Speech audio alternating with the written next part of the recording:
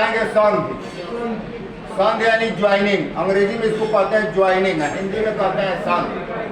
दोनों का अर्थ होता है जोड़ना। संधि का भी अर्थ होता है जोड़ना, ज्वाइनिंग का भी अर्थ होता है जोड़ना। अब कहोगे कैसे? आपको नौकरी मिलेगी तो ज्वाइनिंग लेटर आएगा, आप जाते हो ज्वाइन करने, तो ज्वाइन करते हो तो उस संगठन के साथ, उस संस्था के साथ, उस डिपार्टमेंट के साथ, उस विभाग के साथ आप क्या होते हो? जुड़े जाते हो। इसीलिए उस लेटर को कहा जाता है ज्वाइनिंग लेटर, कि आपको उस संस्था के साथ, उस विभाग के साथ, उस संगठन के साथ, उस डिपार्टमेंट के साथ जोड़ लिया गया। ठीक है?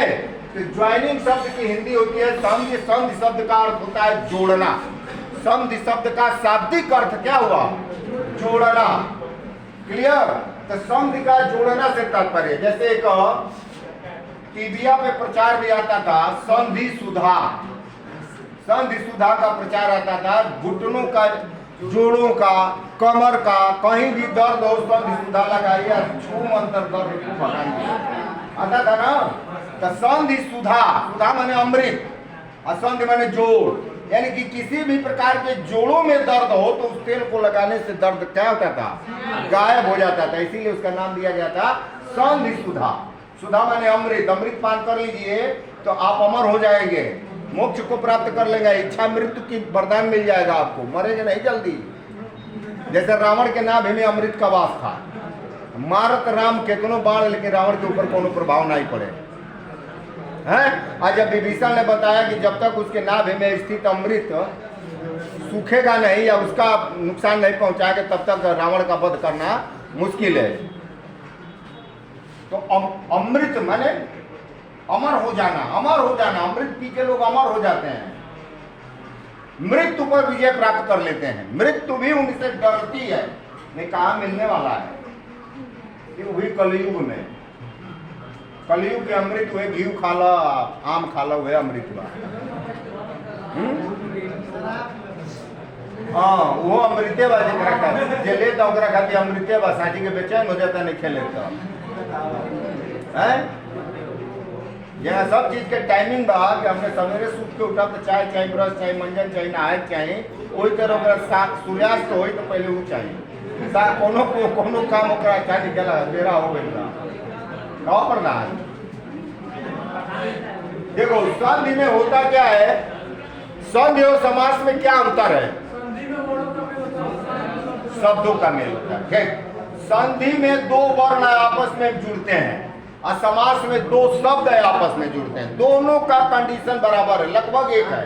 अंतर सिर्फ इतना ही है कि एक जगह अक्षरों का जोड़ होता है और एक जगह शब्दों का जोड़ होता है।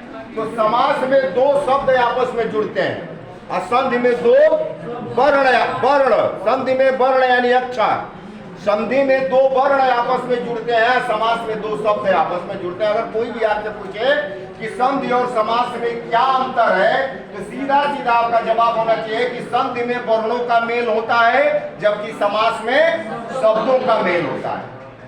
संधि वर्णों के मेल से निर्मित शब्द होते हैं, दो वर्ण आपस में मिलता है तो एक नया शब्द निर्मित होता है, एक नया शब्द बनते हैं। और समास में दो शब्द आपस में जुड़ते हैं तो एक नया शब्द, तीसरा शब्द बनता है। यही समास में और यही संधि है। दोनों में अंतर यही है कि एक जगह वर्ण मिलते हैं और दूसरे जगह शब्द मिलते हैं, बाकी कोई दोनों में अंतर नहीं है। दोनों की प्रक्रियाएं एक जैसी है, दोनों एक जैसा मिलन होता है, दोनों में एक तीसरे शब्द का निर्माण ही होता है। बस अंतर यह है कि यहाँ वर्णों का मेल होता है और वहां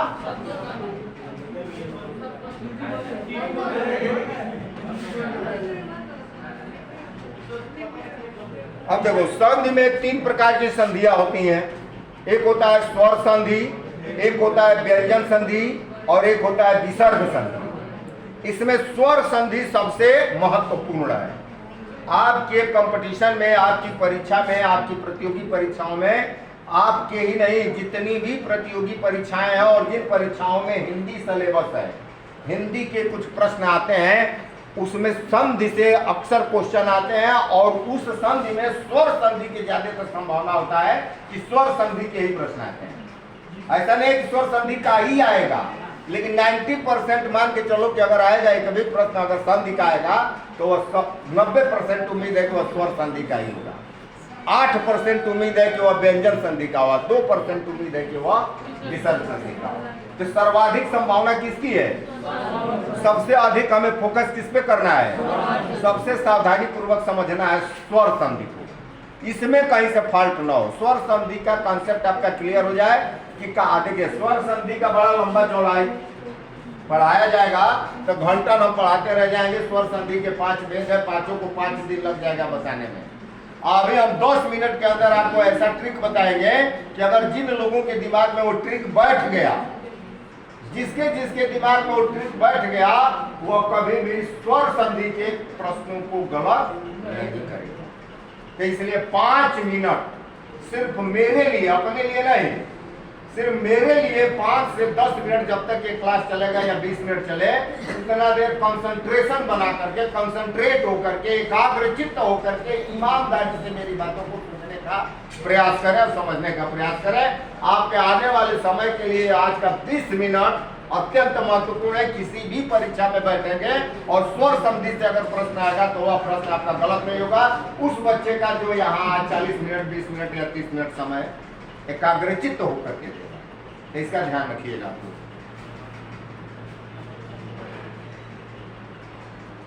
ठीक है, तो संधि के कितने भेद हुए?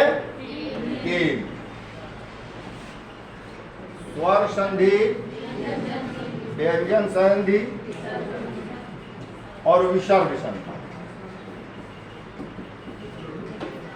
संधि के ये 3 भेद हुए, स्वर संधि, व्यंजन संधि और विसर्ग संधि। इसमें हमें आज स्वर संधि पढ़ेंगे, इसी को ध्यान देना है। स्वर संधि में होता क्या है कि स्वरों का मेल स्वरों से होता है। वर्ण जब हम पढ़ाए थे आपको तो हमने बताया था कि वर्ण के कितने भेद थे? 2, एक स्वर और एक, यही भेद था ना। तो वर्ण 2 प्रकार के होते थे, एक स्वर वर्ण, एक व्यंजन वर्ण। तो यहाँ स्वर संधि में केवल स्वर वर्णों का ही उल्लेख होता है, इसमें व्यंजन वर्णों का कोई स्थान नहीं होता। स्वर संधि वहां होती है जहां स्वरों का मेल स्वरों से हो, यानी व्यंजन का कोई स्थान इसमें नहीं है। जहां स्वर का मेल स्वर से होता है वहां स्वर संधि होती है। और जहां व्यंजन का मेल व्यंजन से या स्वरों से होता है वहां, यानी व्यंजन पहला वर्ण आ जाएगा व्यंजन और दूसरा वर्ण होगा स्वर भी हो सकता है और व्यंजन भी हो सकता है, दोनों हो सकता है। ठीक, तो व्यंजन का मेल जब स्वरों अथवा व्यंजनों से होता है तो व्यंजन संधि, और जब स्वरों का मेल स्वरों से होता है तो स्वर संधि। और जब विसर्ग के बाद व्यंजन या स्वर जो भी आता है वह क्या होता है? विसर्ग संधि।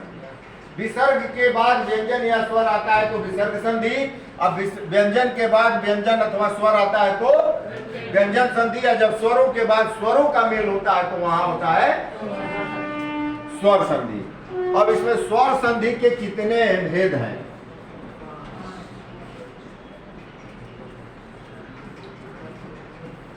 स्वर संधियों के 5 भेद। पहला है दीर्घ संधि, दूसरा है गुण संधि, तीसरा है वृद्धि संधि, चौथा है यौड़ संधि और 5वां है अयादि संधि। ये स्वर संधियों के 5 भेद हैं। ये 5 नाम याद रखना चाहिए: दीर्घ संधि, गुण संधि, वृद्धि संधि, यौड़ संधि और अयादि संधि। अब 5 लाइन में आप समझ जाओगे कि कहाँ दीर्घ संधि होगा, कहाँ गुण संधि होगा, कहाँ वृद्धि संधि होगा, कहाँ यौड़ संधि होगा और कहाँ अयादि। यही 5 लाइनें आपके दिमाग में बैठनी चाहिए। बाकी कैसे किसका मेल हुआ, क्या बदला, इस पे बहुत ज्यादा टाइम वेस्ट करने की जरूरत नहीं है। देखिए, विद्वान बनना और प्रतियोगी परीक्षाओं को पास करना, ये दोनों 2 चीजें हैं। यह कोई जरूरी नहीं है कि एक बहुत आचार्य हिंदी का बड़ा विद्वान 100 नंबर का अगर प्रश्न आता है और हिंदी के बड़े विद्वान है तो 100 का 100 कर दे, टॉपर हो जाए। ये हिंदी से पीएचडी माने तो उनका कर देना चाहिए ना, लेकिन जरूरी नहीं है। आया कोई जरूरी है कि जो 100 में 99 क्वेश्चन करके सिलेक्शन पा गया वो बहुत बड़ा विद्वान रहा हो, ये भी जरूरी नहीं। सिलेक्शन पाने वाला विद्वान नहीं हो सकता है, असफल व्यक्ति मूर्ख भी नहीं है। यह दोनों चीजें ध्यान में रखिएगा। कि अगर आप किसी परीक्षा में दो लोग बैठते हैं और एक का सिलेक्शन हो जाता है, दूसरा किसी कारण से सिलेक्शन से बाहर हो जाता है, तो इसका मतलब नहीं कि आप बहुत मेधावी हो, बहुत तेज हो, और जिसका सिलेक्शन नहीं वह मूर्ख है, गधा है। नहीं, दो चीजें हमेशा ध्यान में रखना है कि हमें प्रतियोगी परीक्षाओं क्या तैयारी करने आए हैं, हमें प्रतियोगी परीक्षाओं में बैठना है, और हम प्रतियोगी परीक्षाओं को पास करने के लिए जब तक शॉर्टकट टिक नहीं अपनाएंगे, सफलता आसानी से नहीं मिलेगी। आज हम व्यापक स्तर पर उसका अवलोकन करना शुरू कर देंगे, व्यापक स्तर पे तैयारी करना शुरू कर देंगे, व्यापक स्तर पे पढ़ना शुरू कर देंगे, तो आप जो है विद्वान बन सकते हो, उस विषय के प्रकांड विद्वान हो सकते हो, लेकिन कोई जरूरी नहीं कि उस परीक्षा में सफलता आपको। तो यह हमेशा ध्यान रखें कि जिस भी परीक्षा में आप बैठ रहे हैं, उस परीक्षा में किस किस टॉपिक से प्रश्न आते हैं और उस टॉपिक से कितने प्रश्न किस बिंदु से पूछे जाते हैं, इसका पहला अवलोकन होना चाहिए। एक तैयारी होनी चाहिए कि हम उत्तर प्रदेश पुलिस भर्ती परीक्षा में अगर बैठने जा रहे हैं तो उत्तर प्रदेश पुलिस भर्ती परीक्षा में कितने प्रश्न आते हैं, तो 150 क्वेश्चन आए। अब 150 में हमें देखना है कि 150 में हिंदी के कितने आते हैं,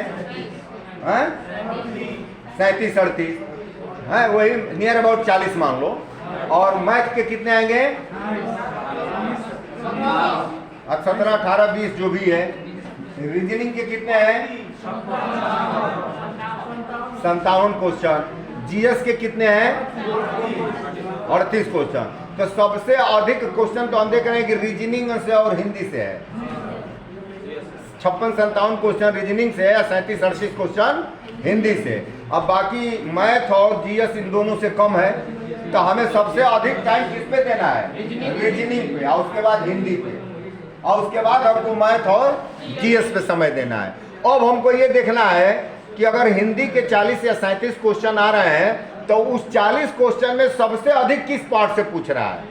तो आप देखते हो कि व्याकरण से 10 क्वेश्चन पूछा है और साहित्य से 15 क्वेश्चन पूछ दिया, तो हमें सबसे अधिक महत्व किस पे देना है, साहित्य को। अगर आप देखते हो कि व्याकरण से 17-18 क्वेश्चन आए, 10 क्वेश्चन साहित्य से आए हैं, तो हमें व्याकरण पे सबसे अधिक समय देना है, व्याकरण को समझना है। अगर दोनों से बराबर बराबर क्वेश्चनों की संख्या है, तो हमको दोनों पे समय देना है, दोनों को समझना है, इन चीजों को अवलोकन करना होगा। ठीक, उसमें हम देखते हैं कि अगर व्याकरण से 18 क्वेश्चन आ रहे हैं, तो व्याकरण में निपात से कितना आया, एक को नहीं। छंद से कितना आया, एक भी नहीं। रस से कितने क्वेश्चन आए, एक भी नहीं। संधि से कितना आया, 4 क्वेश्चन। सर्वनाम कितना आया, 3 क्वेश्चन। क्रिया से कितना आया, 2 क्वेश्चन। अलंकार कितना आया, 4 क्वेश्चन। तो बाकी 12-14 क्वेश्चन तो यही हो गए, 8-10 क्वेश्चन हो गए ना। तो हम देख रहे हैं कि छंद को पढ़ेंगे भी या कोई क्वेश्चन उससे पूछ भी नहीं रहा है, तो छंद पे हमको समय देने की जरूरत। 4 क्वेश्चन अगर पूछा है संधि से, तो हमको सबसे अच्छी तरह से संधि को पढ़ना है, उसको समझना है। ये चीजें होना चाहिए कंपटीशन के लिए। किसी भी प्रतियोगी परीक्षार्थी को यह आवश्यक है कि अपनी जिस भी प्रतियोगी परीक्षा में वो बैठ रहा है, उसका पिछले पेपर का अवलोकन करे, वह समझे कि किन किन पार्ट से क्वेश्चन पूछे जा रहे हैं, कौन कौन से महत्वपूर्ण पोर्शन है जहां से क्वेश्चन आ रहे हैं। इतिहास से आप देखते हो कि जीएस में इतिहास से 8 क्वेश्चन आ रहे हैं। इतिहास, विश्व का इतिहास पढ़ते रह जाएंगे, कई साल लग जाएगा, है कि नहीं। आप देखते हो कि विश्व इतिहास से क्वेश्चन आ रहे हैं, 8 क्वेश्चन आ रहा है। उसमें सबसे ज्यादा स्वतंत्रता आंदोलन से 6 क्वेश्चन आ रहा है, 5 क्वेश्चन आ रहा है। तो सबसे हम सिंधु घाटी की सभ्यता, मेसोपोटामिया की सभ्यता, मिस्र की सभ्यता, बेबीलोनिया की सभ्यता पढ़ने से बढ़िया है कि हम केवल स्वतंत्रता आंदोलन को तैयार करें, क्योंकि 4 क्वेश्चन इससे आने वाले हैं, 5 क्वेश्चन इससे आने वाले हैं। इस तरह से जब बना करके, योजना बना करके आप तैयारी करेंगे, तो सफलता आपकी कदम चूमेगी, सफलता नजदीक होगी, और आसानी से कम मेहनत में आप सफलता प्राप्त कर सकते हैं। ये चीजें ध्यान होना चाहिए। चलिए यहाँ आते हैं, बार बार लाइट आ रही है, जा रही है ना, ठीक है। तो स्वर संधि के 5 भेद हमने बताया, दीर्घ संधि, गुण संधि, वृद्धि संधि, यड़ संधि और अयाज संधि। इन 5 संधियों की पहचान 5 लाइन में आप करेंगे। 5 पंक्तियां आप अपने दिमाग में बैठा लीजिएगा। वह जिसके दिमाग में ये 5 पंक्तियां बैठ जाएगी, वह परीक्षा में अगर कोई शब्द देता है, पूछता है कि दिया गया शब्द किस संधि का उदाहरण है, तो मेरा दावा है कि वह लड़का कदापि गलत करके नहीं आएगा, वह सही करके आएगा कि अब दिया गया प्रश्न किस संधि का। लेकिन ये 5 पंक्तियां आपके दिमाग में बैठनी चाहिए। इसलिए जो 5 पंक्तियां हम बताने जा रहे हैं उसको ध्यान से सुनिए। आप कोशिश करिए कि दिमाग आपका उसको एक्सेप्ट कर ले, मेमोरी फुल ना करे। हाँ, मोबाइल वाला इनबॉक्स ना बन जाए कि मेमोरी फुल, पिछला कुछ डिलीट करो तब अगला एक्सेप्ट करेंगे। ये चीज़ नहीं होनी चाहिए। यही एक ऐसी मेमोरी है कि लास्ट आवर तक जब हम मरते हो, क्या कहेंगे, मरणासन पे जब हम होते हैं, मृत्यु शैया पे जब होते हैं, 2 सेकंड बाद हमारी प्राण निकलने वाले हैं। जमराज आके दरवाजे बने, भैया इनको छोड़ो, हम जल्दी लेके जाना चाहते हैं, अब टाइम नहीं है। उस समय भी अगर कोई मुझे कुछ सिखाए, कोई कुछ मुझे बताए, तो दिमाग उसको एक्सेप्ट कर लेता है। ये नहीं कहता है कि मेमोरी, कहता है उस समय भी एक्सेप्ट करता है कि आप क्या सिखा रहे हो, आप क्या कर रहे हो, वो भी इसे ग्रहण करता है। ग्रहण करके यमराज जी के साथ भैंसा पर बैठ के चला जाता है।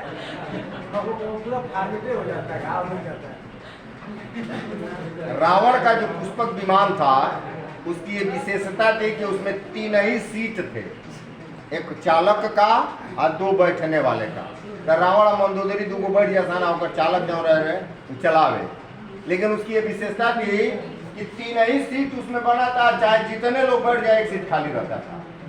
पता न किस मॉडल से, किस टेक्नोलॉजी से उस विमान को वास्तुकार उसको नहीं कहेंगे, क्या कहेंगे, शिल्पकार, हाँ, पता नहीं किस टेक्नोलॉजी से उसे बनाया था कि 2-3 ही सीट दिया था, और चाहे जितने लोग बैठ जाए 1 सीट खाली रहता था। वही ये दिमाग है, इसको जितना सिखाओगे उतना एक्सेप्ट करता जाएगा। खाली ये नहीं कहेगा कि मैं भर गया, एक सीट खाली ही रहेगा। उसको बता दोगे, मान लो 1 सीट, अभी एक चीज मैं सिखाओगे सीख लूंगा, उसको सीख लिए फिर भी कहेगा अभी 1 सीट खाली है, वो भी सिखा दिए फिर भी कहेगा 1 सीट खाली है। हमेशा 1 सीट खाली रहता है इसमें, चाहे जितनी भी बातें सिखाते जाओ एक्सेप्ट करता रहता है। राम बिहारी तिवारी एक है गुरु जी, यहाँ साइंस के टीचर हुआ करते थे, पिपरा रामधर इंटरमीडिएट कॉलेज के प्रिंसिपल होकर के रिटायर किए। और आपके रेलवे स्टेशन के ठीक सामने वाला जो मोहल्ला है भरौली, उसी भरौली मोहल्ले में उनकी मकान है। पति पत्नी दोनों लोग अध्यापक थे। उनकी पत्नी प्राथमिक विद्यालय की अध्यापिका थी और वो इंटरमीडिएट कॉलेज के अध्यापक थे। शायद हो सकता है कि इसमें से कुछ लोग उनका नाम सुने भी हों, कुछ लोग जानते हैं उनके नाम, सुना है किसी ने? आप लोगों में कोई राम बिहारी तिवारी साइंस के मैथ के टीचर थे, कोई नाम सुना है? चलो तुम्हारे समय के नहीं है, लेकिन हम लोगों के समय के टीचर थे, अभी जीवित है कहने का मतलब। और हम लोग उनके यहाँ ट्यूशन पढ़ा करते थे, हाई स्कूल इंटर में उनके यहाँ हम लोग पढ़ने जाते थे। अब तो शायद पढ़ाओ तो नहीं था, उम्र भी उनकी ऐसी हो गई है, रिटायर हो गए हैं, बच्चों को पढ़ा भी नहीं रहे हैं। लेकिन जब पढ़ाते थे तो हम लोग उनके विद्यार्थी रहे हैं, हाई स्कूल इंटर में उनके बाद ट्यूशन पढ़ने जाते थे। तो वह 2 चीज़ें हम लोग को सिखाते थे। कहते थे कि बाजार से 2 चाकू खरीद के लाओ, कहते थे बाजार से 2 चाकू खरीद लो और 1 चाकू को शर्मा जी की दुकान पे ले जा करके पैसा दे करके उसमें धार पकड़वा दो। धार समझ रहे हो ना, जना कहा जाला सान पकड़ाओ, यानी खूब तेज करा दो उसको। और दूसरे वाले चाकू को सान मत पकड़वाओ, धार मत पकड़ाओ। जैसे बाजार से खरीदो मोटा धार है, वैसे ही लेके घर चले आओ। दोनों चाकू आप घर लेके आ गए, एक बहुत तेज है और एक अभी कम तेज है। जो कम तेज है उसको घर में दे दीजिए कि भैया इसे आप सब्जी रोज काटिए आप लोग। तो जब पहले दिन सब्जी काटेंगे तो सीधा आलू के नहीं काट पाएगा, तिरछा काटेगा, क्योंकि धार उसका तेज नहीं है। तो उन लोग कहेंगे कि यार कैसन चाकू ले आदल बार सब्जी से कटत नहीं कर, आप उसको जबरदस्ती कौन है उसी से काटे, उसी से काटना है आपको। तिरछा कटे या सीधा कटे, आड़ा कटे, तिरछा कटे, काटना उसी से है। आज जिसको खूब तेज करा के लाए हो उसको बंद करके किसी बक्से में रख दो। आज 1 साल तक निरंतर ये कार्यक्रम होने दो। 1 साल बाद जिसको बक्से में रखे हो उसको अब निकाल दो। आज जिससे वो रोज चक्कू से सब्जी काटा जा रहा था उसको हाथ में ले लो। अब बक्सा वाले को दे दो कि इसमें तो तेज करा के सान पकड़ाओ के लाए थे, अब इससे आलू काटो, तो उससे भी अब सीधा नहीं कटेगा, क्योंकि बंद करके रखे नहीं, जंग पर उसमें क्या आ जाएगा, जंग आ जाएगा, जंग पकड़ लिया। अब उसका तेज जो है धीमा पड़ गया है। आज जिसमें जिस तेज नहीं पकड़वाए थे वह डेली प्रैक्टिस में, केवल प्रैक्टिस में आने से, रोज उसके काटने से इतना वो तेज हो चुका रहेगा कि अब वो अंगुली काटने की क्षमता में रहेगा, अंगुली काट देगा। वही ये दिमाग का है। उसको कहते थे कि उसी तरह से ये आपका दिमाग है, जो जितना इसका उपयोग करेगा, जो जितना इसका प्रयोग करेगा, उसका उतना ही दिमाग तेज होगा। और जो इसको बचा के रखेगा, नहीं भैया हम अपन दिमाग बचाएंगे, वो भोदू हो जाएगा, उनका दिमाग भोदा हो जाएगा।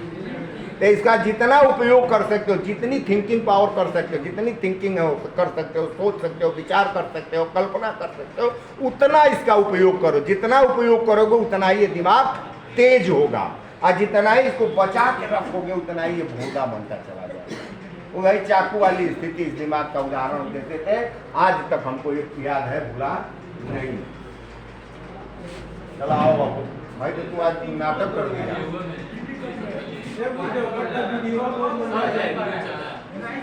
चलो अब जन्म होता तो लोग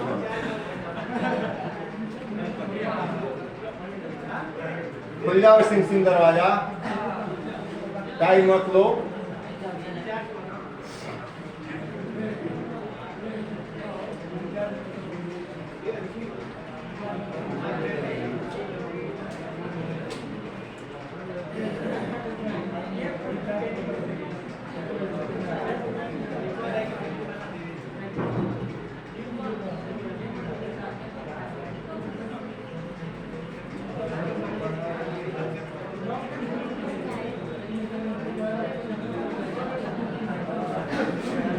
यहाँ ध्यान दीजिए आओ।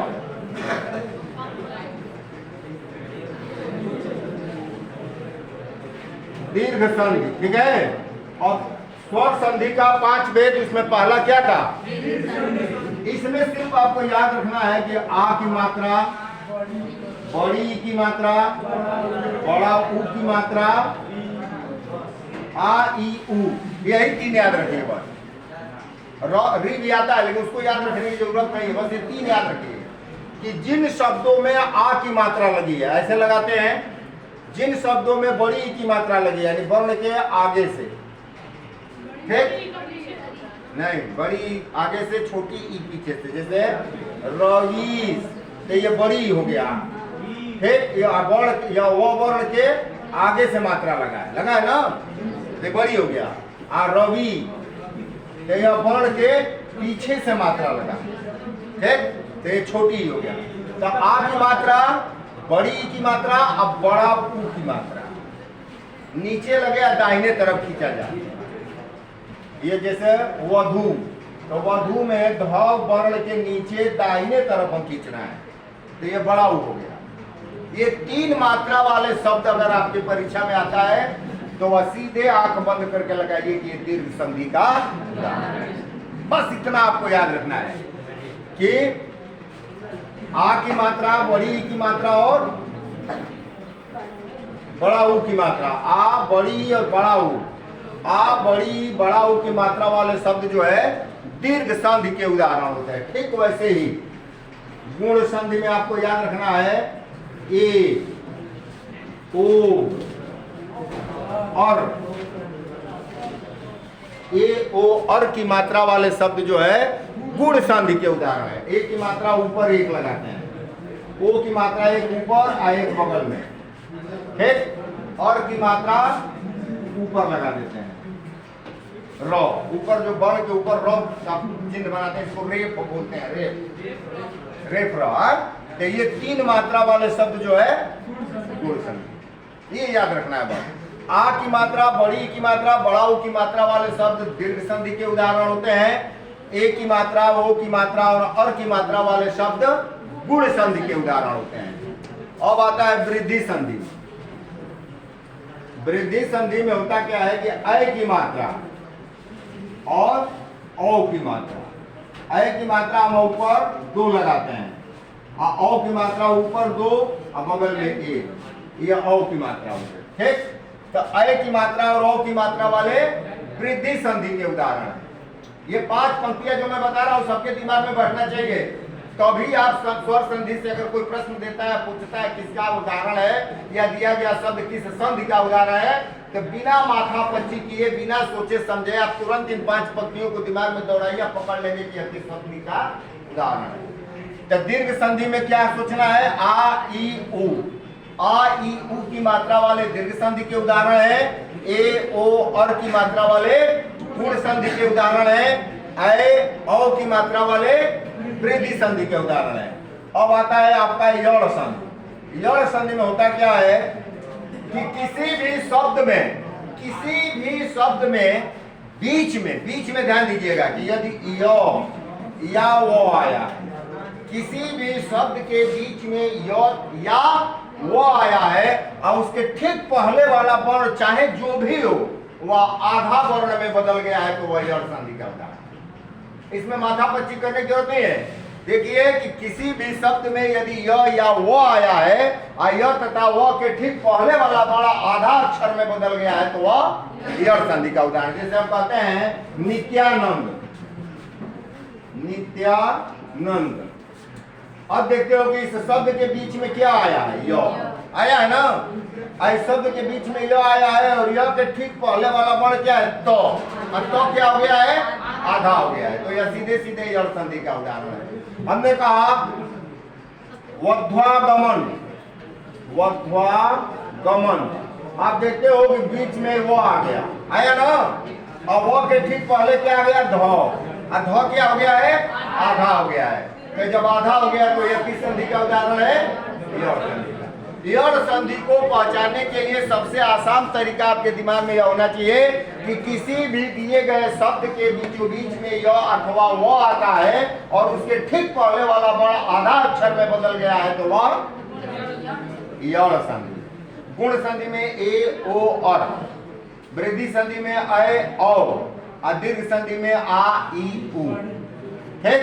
अब आता है अयादि संधि। अयादि संधि में क्या होता है? अयादि संधि में आपको देखना है कि शब्दों का उच्चारण करिए और उच्चारण करने के बाद अगर आपको अय, आय, अव और आव शब्दों के उच्चारण करने में अय, आय, अव और आव आते हैं, चाहे किसी भी स्वर की इसमें मात्रा लगी हो। मात्रा से मतलब नहीं है। जैसे कहा जाए नायक, तो आप उच्चारण किए नायक, आय, आय आ रहा है ना, आ गया, आय आ गया तो यह। अगर यही रहता है नायिका, आज खूब मजा लिया है भी नहीं।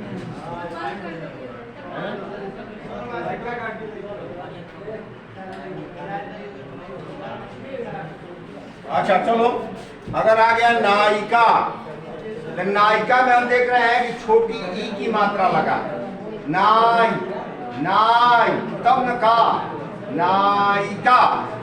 तो आय हमें छोटी ई की मात्रा लगी है तब ना आय हुआ है। यह ध्यान देख रहा है कि अय, आय, अव और आव के साथ किसी भी स्वर की मात्रा लगी है उससे मतलब नहीं है। उच्चारण में अय, आय, अव, आव आता है तो वह अयादि संधि का उदाहरण है। ये 5 पंक्तियां बस आपको याद रखना है और जो लोग ये 5 पंक्तियां याद रखेंगे, मेरा दावा है कि स्वर संधि का कोई भी प्रश्न आपकी परीक्षा में आएगा, पूछेगा कि दिया गया शब्द किस संधि का उदाहरण है, गलत करके आप जैसे 1 बाय 1 मैं पूछूंगा आप लोग बताएंगे।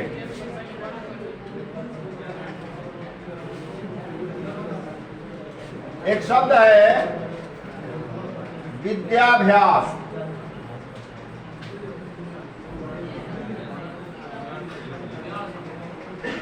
विद्याभ्यास यह किस संधि का उदाहरण है?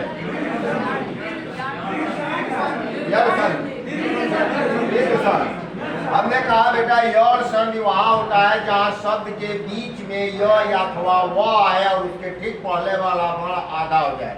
तो यहाँ य जो है सेकंड लास्ट वर्ण है, पीछे से दूसरा वर्ण है ना, अंतिम दूसरा वर्ण, और इसके पहले वाला वर्ण भ आधा तो हुआ है लेकिन ये बीच का वर्ण नहीं है, इसलिए यह यड़ संधि। अब उच्चारण करिए विद्या।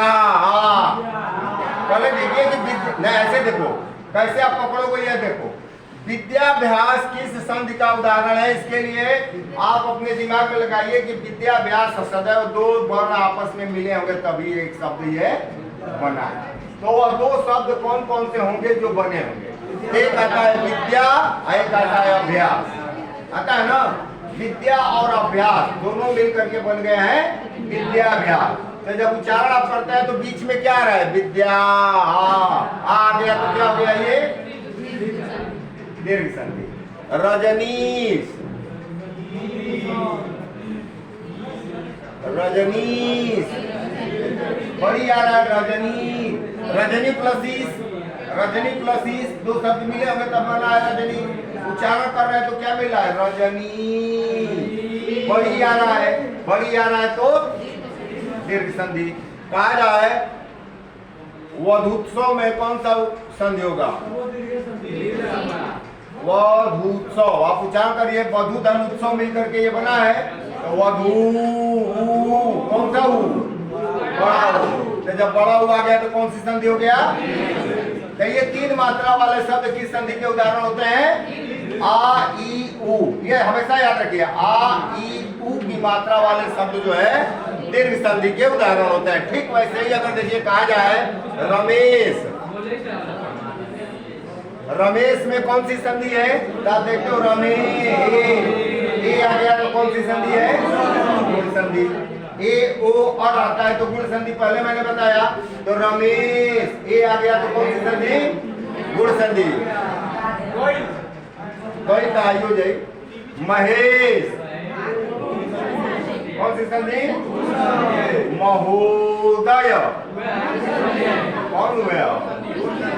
महोदय। ओ आ रहा है तो ब्रह्मर्षि, ब्रह्मर्षि। और आ गया तो देवर्षि, राजर्षि। ए ओ और आता है तो गुण संधि। अब आ जाए एकाएक, एकाएक आय आ गया तो वृद्धि संधि। तथाएव आय आ गया तो वृद्धि संधि। सदैव, सदैव दाए आय आ गया तो वृद्धि संधि। हाँ, वनौषध, वनौषध औ आ गया तो वृद्धि संधि। अब उसी तरह आ जाओ। अगर देखो यहां कहा जाए प्रत्युत्तर, प्रत्युत्तर, तब देखते हो कि बीच में यह आया है, यो पे छोटा उ की मात्रा लगाया और यह के ठीक पहले वाला वर्ण तो जो है यड़ संधि है। प्रत्युत्तर, प्रतिधन उत्तर, प्रतिधन उत्तर। ई का मेल उ से हुआ है, ई य में बदला है और उ की मात्रा इस पे लग गई है तो यह क्या हो गया? यड़ संधि का उदाहरण होगा। कहा जाए स्वागत,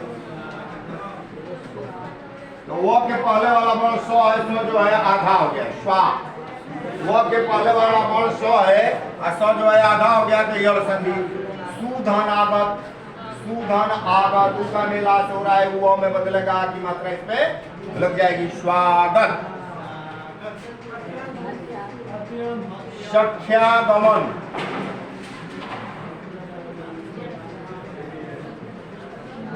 सख्यागमन। सखी धन आगमन, सखी धन आगमन। ई का मेल आ से हुआ, ई यो में बदलेगा और आ की मात्रा इसमें लग जाएगी। आप देखते हो यो, यह के पहले वाला वर्ण ख और जो है आधा, आधा है तो यड़ संधि। यानी कि बीच में य अथवा वो आया है और उसके ठीक पहले वाला वर्ण आधा अक्षर में बदल गया है तो वह यड़ संधि का उदाहरण होता है। अगर कहा जाए पवन, पवन औ आ रहा है तो आयादी संधि। नायक आय आ रहा है तो आयादी संधि। गायक आय आ रहा है तो भी आयादी संधि। पवित्र, पवित्र औ में ई की मात्रा लगी है, पव, पव तब न पवी। पवित्र, पवित्र यानी अव, अव में ई की मात्रा लग गई तो हो गया पवि। तो पवित्र में क्या होगा? अयादि संधि। भवन, भव, हव आ गया तो भावुक, भावुक। आव में ऊ की मात्रा लगी है, आव में ऊ की मात्रा लगी है, तो अभी क्या होगा? अयादि संधि। ये पांच पंक्तियां आप लोग याद रखेंगे कि आ, ई, ऊ की मात्रा वाले दीर्घ संधि, ए, ओ, अर की मात्रा वाले गुण संधि, अय तथा औ की मात्रा वाले वृद्धि संधि, य तथा व के ठीक पहले वाला वर्ण आधा अक्षर में बदल गया है तो यण संधि, अय, आय, औ और आव में परिवर्तन हुआ है तो अयादि संधि। क्लियर रहेगा ना इतना?